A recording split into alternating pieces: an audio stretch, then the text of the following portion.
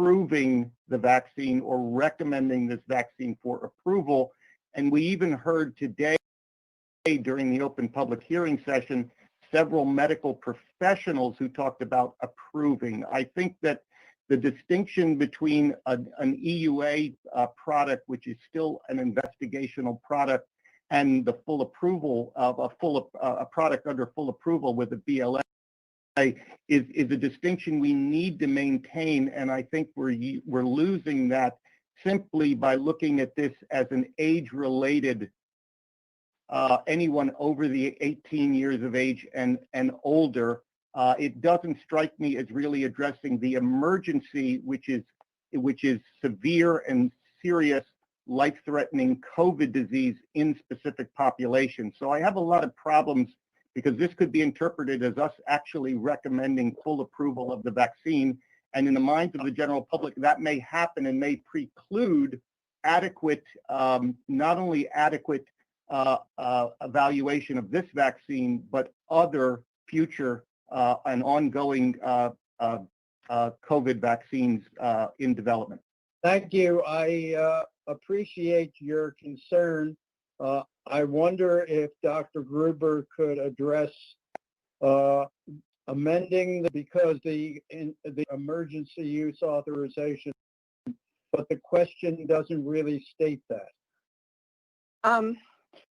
So when we published the agenda for this VRBPAC committee meeting, the topic is the committee will meet an open session to discuss emergency use authorization of the Moderna COVID-19 vaccine for the prevention of COVID-19 in individuals 18 years of age and older.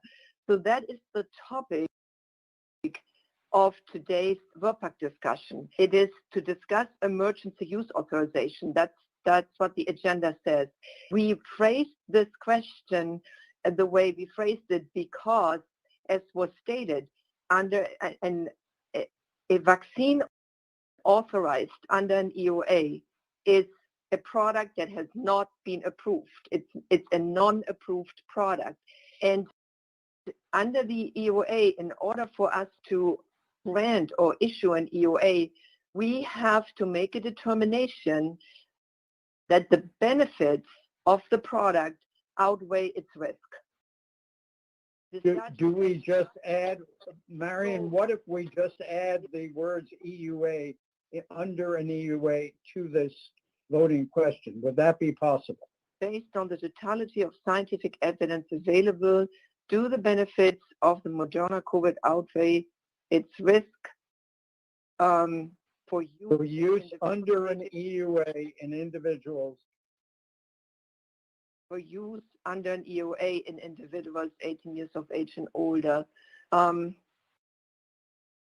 We can do that. You have to take this to your lawyers, or no, can you make a determination?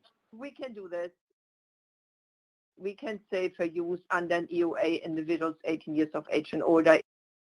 If the committee needs that clarification, then I think we can safely do so. Dr. Monto, may I make a comment? Yes. Yes, please, Dr. Hildreth. The question is very clear.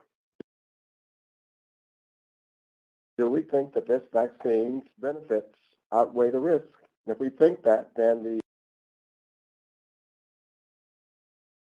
FDA will make a decision as to whether or not to issue an EUA. That's not what we're voting on. We're voting on whether the benefits of this vaccine outweigh the risk, and then it's up to the FDA to make a decision as to whether or not they're going to issue an EUA. So I think the question should be left exactly as it is. I completely support Dr. Hildreth. Ditto. Dr. Okay. Monto? Yes, Dr. please. Cody, and Dr. Gruber, I have a little trouble with it the way it's written also, because it's going to be very hard to study other vaccines, experimental vaccines, when a person looks at this sentence. And what I would suggest is that we write through 2 months of follow-up, or put some qualification in there that defines the length of time that it's been evaluated, because this is a blanket statement that everybody over 18 years of age should get it. No, this is the question that is phrased the way it's phrased, because we want to know if under an EOA where the vaccine, where the product is still considered a non-approved product, but could be given during a public health emergency, if the benefits of this product outweigh the risk. It does not imply that under an EOA then, of course, if we determine that the benefits outweigh the risk, under the authorization, under an EOA authorization, it can be given then to individuals 18 years of age and older, but that does not equal that the product is approved. But a lot of people won't understand that distinction. Could you say at least this experimental vaccine? No. I mean, No, statute. no. I think once we start qualifying in terms of the duration or anything like that, it's going to be so confusing, because the duration will get longer as we go forward. Arnold, let me offer an alternative. Marion, instead of an age, okay, well, what about the people at risk for serious COVID disease? No. And let me just say that we have a question now. We are advisory to FDA. They have put in a question that they feel comfortable with. Am I correct, Marion? And that is what we are voting on. If the vote is not in favor, then we can discuss this further. Marion, how should we proceed? I would like to proceed with keeping the voting question as currently phrased. Okay. And there it Dr. is. Munson, Dr. Munson, may I ask a question, not about the phrasing? Excuse me? Dr. Hildreth? Yes. Yes. Are we going to go back and retrospectively change the question we voted on for Pfizer? Well, that's another issue I was thinking of. This is exactly. How would the I same question. explain that we have a different question? Yeah, how would we explain that? Yes, I get it. I get that. Dr. Monta, may I ask a question that's not related to the phrasing, but a very important one to the question? Yes, please, Dr. Fuller. And then we'll try to go by in order. It's a lot easier to manage. Thank you. Dr. Gruber, I definitely hope this does not happen. But what if there is some adverse event that appears that is very broad, that this is if we think the benefits outweigh the risk, but it turns out the risks are so high, how does this EUA get withdrawn? What would be the conditions to say that we can no longer do this? So, as Dr. Fink had elaborated on in his introductory remarks, an EOA, and he did say this last week, and I believe he said it today too, can be revoked, and there can be several reasons. So one could certainly be if we see that the risks outweigh the benefits of that product, then we can revoke the EOA. So that is, but that's right now we're voting on the data, or we're looking at benefit and risk based on the data available to us, and as we had presented them today. And we, of course, as was stated, we will have continued follow-up, active safety follow-up of the recipients of this vaccine under an EOA. And if we determine that the risks are no longer acceptable, and that the risks outweigh the benefits, then we can revoke the EOA, Dr. Fuller. And FDA would do that? And the FDA would do that. Yeah. Okay, thank you. Thank you for the clarification. Dr. Offit, let's just go by by recognized individuals I recognize. Thank you. Yeah, I disagree with Dr. Meisner. I think the question that's being asked us is, do we have enough evidence in hand to say that the benefits of this vaccine outweigh what at the moment, as far as severe safety issues, or theoretical risks? I think the answer to that question is clearly yes. I mean, the question is never when do you know everything, it's when do you know enough. You know, we have trials of 44,000 and 30,000. That's as big as any general pediatric vaccine trial. The difference is length of follow-up. So we don't know whether or not it's going to be effective 6 months from now or a year from now, but there are systems in place to know that. We don't know whether or not it's going to have a rare serious side effect, which is true of any medical product, but there are systems in place to know that. And frankly, given what we know so far about the height of the immune response, about what we have with, you know, with T helper cell and cytotoxic T cell response so far, we can feel pretty comfortable that this vaccine is going to have a benefit that lasts for more than the 3 months or so that we studied it. I think it's a pretty easy answer. You can't qualify things as being experimental because you could always say that about any medical product. I mean, when the HPV vaccine came out, we could say, well, we think that that it's okay for 7 years because that's all we have data for. So I think the answer to this question, at least as far as I'm concerned, I completely agree with Dr. Gams, is clearly yes. Thank you. Dr. Cohen, and we're going to be discussing this until 5 o'clock Eastern, and at that time we're going to put it to the vote because there's also another chance to explain your vote afterwards. That's Dr. Cohen, excuse me.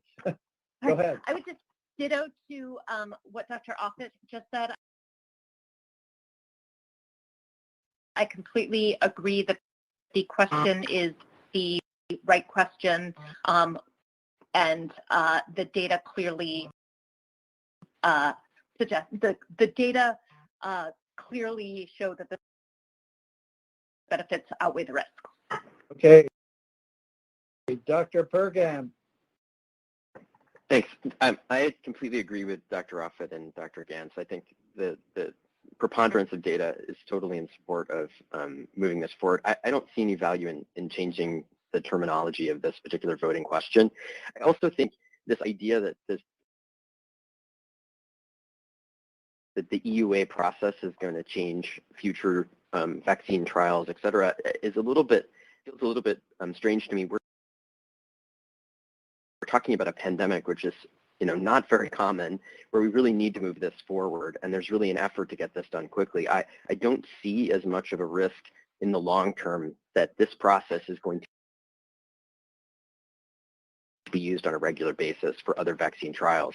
So I think we need to focus on what's at hand and focus on the question here, and I think there's no doubt in my mind that the data it looks like the benefits outweigh the risk from what I've seen. Mr. Tubman.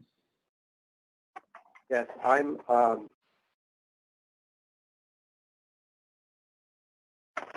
my camera's not coming on, but can you hear me? Yeah, we can hear you. So I'm fine with the question as is because it is based on the totality of scientific evidence available, meaning that's what we have today. And based upon that, on balance, strong data, particularly on severity, on severe disease, I think the balance supports it. I did have a concern, though, with I'm glad there's discussion about whether to change the question or not, because I was troubled by the fact that the FDA was weighing in again on what us changing the question. And basically, we've been told this is an independent committee, and we want to be transparent. If the committee feels that a question should be changed, the committee should change it. There doesn't seem to be a willingness to accept the committee's decision. And the answer Dr. Gruber gave us, well, first, go to my question, and then after that, if it doesn't pass, we could do a different question. That, in reality, doesn't work because almost nobody's going to want to vote no to this question as written. So you deprive people the opportunity. And this happened last time, not to bring up the whole story, but with Pfizer, there was strong feelings about including 16 and 17-year-olds. And because that was not presented as a separate question, which it should have been, people were sort of forced to have to make a choice. So I think the committee really should be independent and decide for themselves whether the question is acceptable or not. In this case, I think it's fine. Dr. Meisner. I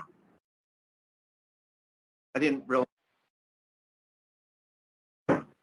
didn't realize my hand was still up. So, Okay, well, thank you. If you have, no, unless you have some burning thing to say.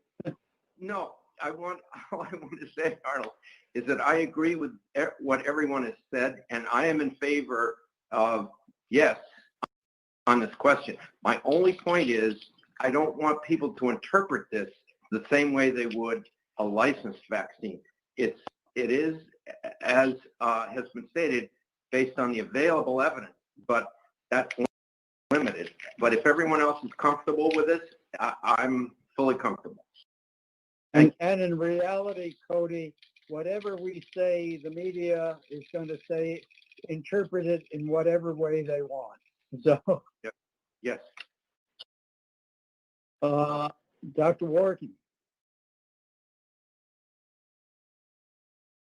So the question as written seems to be aligned with how we think about EUAs, and based on the totality of scientific evidence available, I strongly support that the benefits of the vaccine outweigh its risk for use in individuals 18 years of age and older.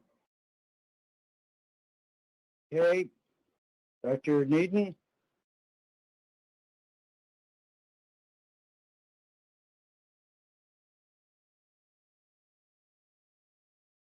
Question. The answer is yes to the question. Thank you. Okay, well, okay, then you don't have to explain your vote afterwards. All right. Dr. Chatterjee, and then finally Dr. Rubin, and then we will vote the question. Thank you, Dr. Monto. I just wanted to follow up on several of the previous committee members that commented on this. And I understand the difficulty that some people are having with the wording, perhaps, as scientists, we tend to be very precise in what we say, and we want it to be as to the point as possible. But I think what is not mentioned in the question, and of course what we are all talking about, is that we're making this decision during a pandemic. And so it is this really unique circumstance that is forcing us in some ways to word the question in this way and to answer the question in this way. So I would say I'm comfortable with the way the question is written and willing to vote on it. Thank you. And finally, Dr. Rubin. Thank you. You can hear me? Yes, we can. And see you too. Thank you. Thanks. I'm glad to be recognized.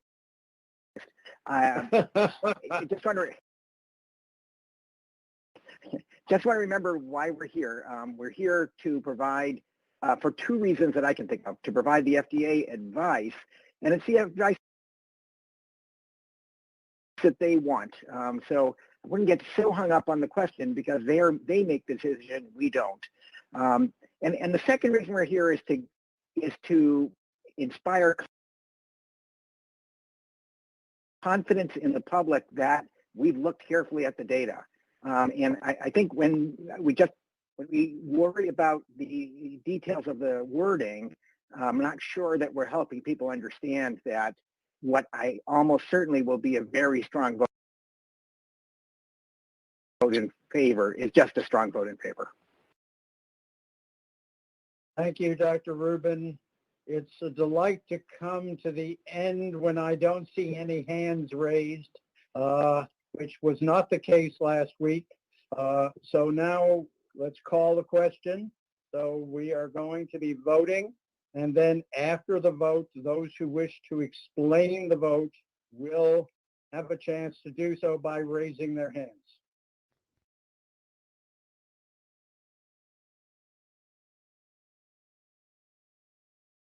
Thank you, Dr. Monto. Can everybody hear me okay? Yes, we can. Okay.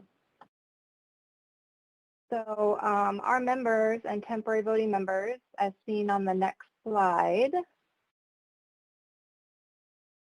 excluding the industry representative, will be voting in today's meeting. And In regards to the voting process, Dr. Monto will read the question for the record, and afterwards, all members and temporary voting members will cast their vote by selecting one of the voting options. These include yes, no, or abstain. You will have 2 minutes to cast your vote after the question has been read. Once all the votes have been placed, we will broadcast the results and read the individual votes aloud for the record. Please note that once you cast your vote, you can change your vote within the 2-minute time frame. However, once the vote has closed, all votes will be considered final. Does anybody have any questions related to the voting process before we begin?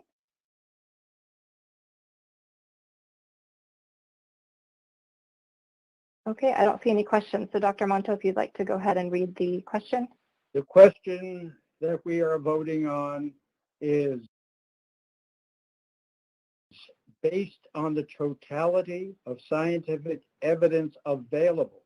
Do the benefits of the Moderna COVID-19 vaccine outweigh its risks for use in individuals 18 years of age and older? Thank you. So members and temporary voting members, you have 2 minutes to go ahead and cast your vote.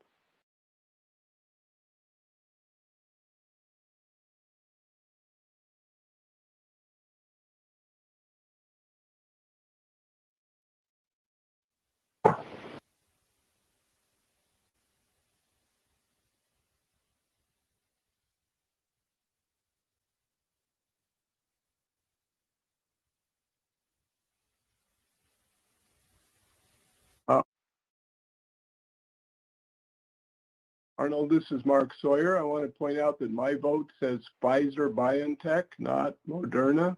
Right. This is the wrong vote. You are right. I was busy trying to find where the voting was.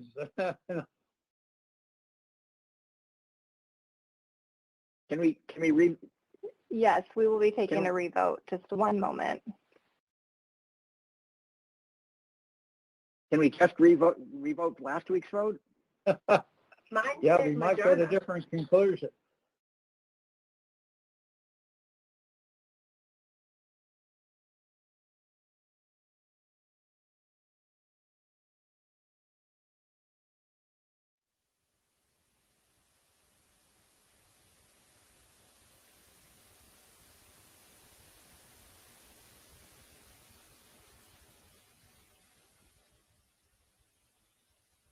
Got the right one up now. Yes, I believe the question has been updated. So we will restart the timer and clear out the current results so we can take another revote.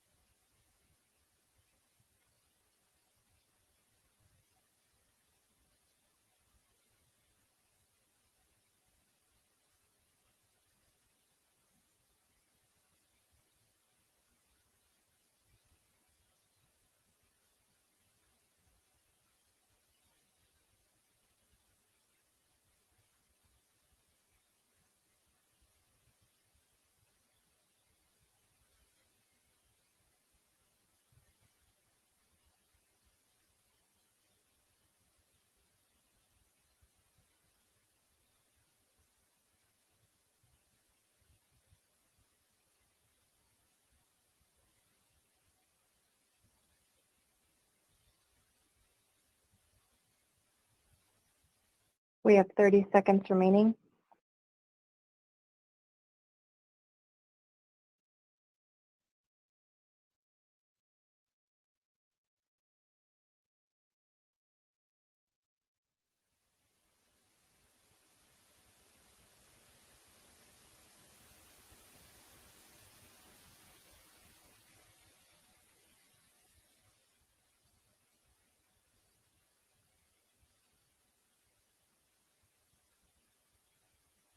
Okay, our 2 minutes is up. So if we could go ahead and close the vote and broadcast the results.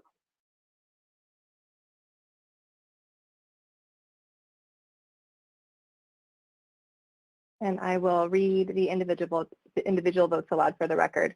So Dr. Cohn, we have a yes vote. Dr. Sawyer voted yes. Dr. Rubin, yes. Dr. Carrillo abstain. Dr. Perlman, yes. Dr. Schooley, yes. Dr. Gans, yes. Dr. Lee, yes. Dr. Moore, yes. Dr. Chatterjee, yes. Dr. Meisner, yes. Dr. Fuller, yes. Dr. Hildreth, yes. Dr. Neaton, yes. Dr. Offit, yes. Dr. Wharton, yes. Dr. Kim, yes. Dr. Pergam, yes. Dr. McInnes, yes. Dr. Monto, yes. Mr. Taubman, yes.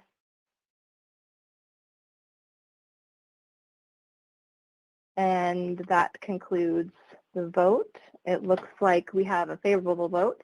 So I will pass the floor back to Dr. Monto. Thank you, everybody, for putting in your votes today. Thank you. Now,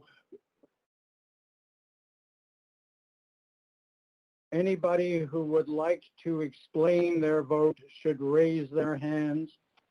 Mr. Taubman is first. Thank you. I voted yes because the balance is strong. Last time, oh, can you hear me? We can.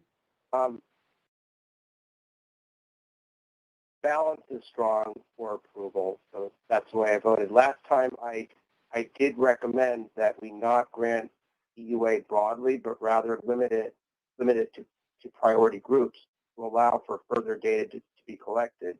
And since there is limited supply anyway, and that would be to preserve the data we would get going forward. That was not accepted by folks, but we were assured that when Pfizer moved forward, people who were not in priority groups would be maintained in the study, and that was really important to me. I'm very concerned about Moderna's proposal, and it does sound like from the discussion, I know FDA did not want to vote on that. I can see why, but it seemed like there was strong support for if they're going to unblind, they should do it on the basis of when a group comes up in its priority and not unblind everyone right away, which is what Moderna has proposed. I think that would be really disservice. Finally, I did want to say thank you to the FDA folks, though, because they put a tremendous amount of work into this. I think Dr. Meisner said this at the beginning of the meeting, in terms of very long hours reviewing the data, understanding this, working with the sponsors. They've been under tremendous pressure here, and even they've been under improper political pressure, even bullying and threats. And I think they valiantly resisted that and showed that science is going to prevail here. So big debt of gratitude to the hardworking FDA folks. Dr. Marks, calm down. Thank you. Thank you, Mr. Taubman. Dr. Fuller, you'd like to explain your vote? Yes, I would. Thank you. First of all, I want to thank the FDA for the incredible work they've done, and this committee as well for the transparency that went in today's schedule and having more time. We're in an unparalleled crisis. I did not think an EUA was the way to go, but since the train has left the station, I appreciate that Moderna has given us a very transparent and thorough study that even from the beginning seemed to be very well organized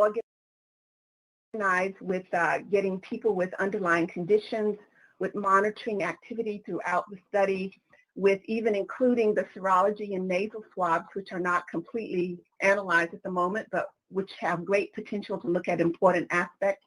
And then lastly, the care for the study participants throughout, including a plan for monitoring adverse effects, as well as what to do with people who now may want to move in from the placebo. So I appreciate the way that they've conducted a much more transparent and clean study. And lastly, I know that now that we have vaccines available, that we still have to use the preventions that are available such that we can keep each other safe as we go through getting to the type of protection however long it lasts. So I want to thank FDA and all of you for helping with this discussion today. And that's why I said yes. I didn't feel that way last time. Thank you. Thank you, Dr. Fuller, Dr. Kurilla, and then for the final word, Dr. Hildreth.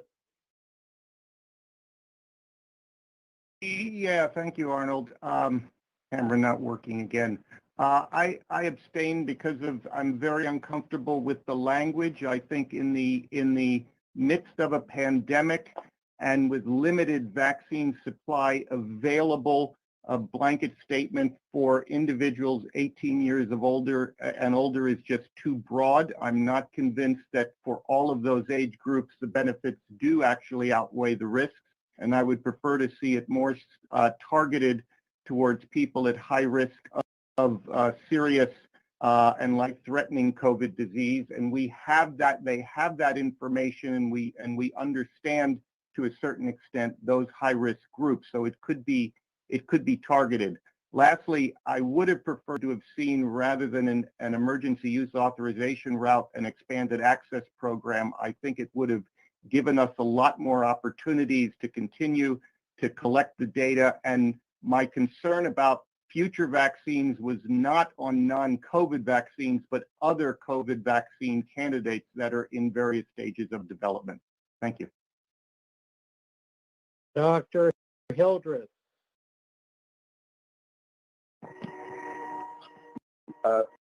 Thank you, Dr. Moncho.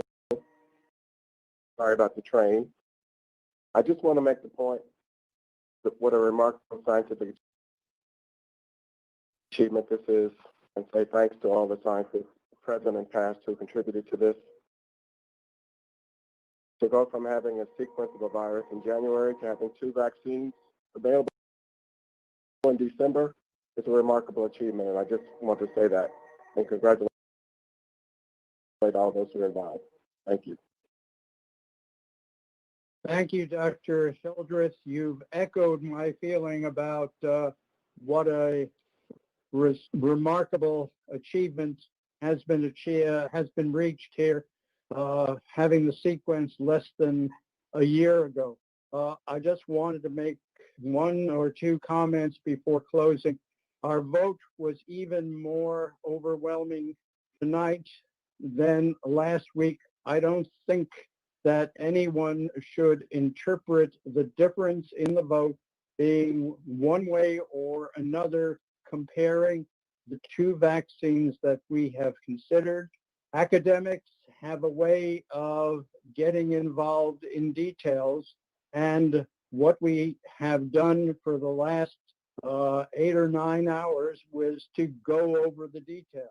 And some people took the issues last week, especially those involving different age groups, the 16 and 17-year-olds, to drive the decision that they made, which clearly was made based on that issue and not on the overwhelming evidence for risk being less than benefit, a clear benefit with these vaccines. So I'd just like to close by thanking the committee members, thanking FDA for giving us an agenda which allowed much more open discussion, which I think benefits all of us, including trying to advise FDA on some of these very tough issues that we are facing. And congratulations to us all for achieving this emergency use authorization for a second vaccine, which, along with other events, will eventually and sooner, we hope, break the back of the pandemic. Now I'd like to hand the floor over to our Dr. Atreya to formally close the meeting.